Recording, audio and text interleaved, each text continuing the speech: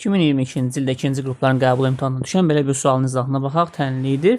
Verilən tənliyin ortaq məxrəci 2, 4, 8, 16 fikir versə 2 dəfə 2 dəfə artır. Elə 256 da 2-nin qüvvətidir deyə biz verilən tənliyin hər tərəfini 256-ya vurarıq.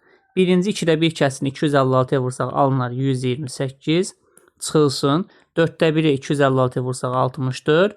8-də 1-i 256-ya vursaq onlar 32, 16-da 1-i vursaq 256-ya 16 və nəhayət minus 256-nı 256-da 1-ə vursaq 1, 256-da x plus 1-i də 256-ya vursaq x plus 1 alınır. İndi ilk fərq bizə 64 verir. Növbəti fərq bizə 16 verir. Burada bir şey var ki, hər dəfə 2 dəfə azaldığı üçün 3 nöqtələrin yerində nə olacaq? 16-nı 2-yə bölsək 8 minus 4.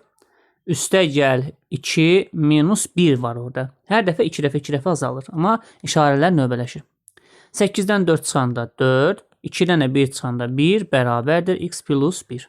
Elə 1-ləri islah edirik. 64 üstə 16 80. 80 üstə 4 x bərabərdir 84. Deməli tənliyimizin kökü 84 imiş.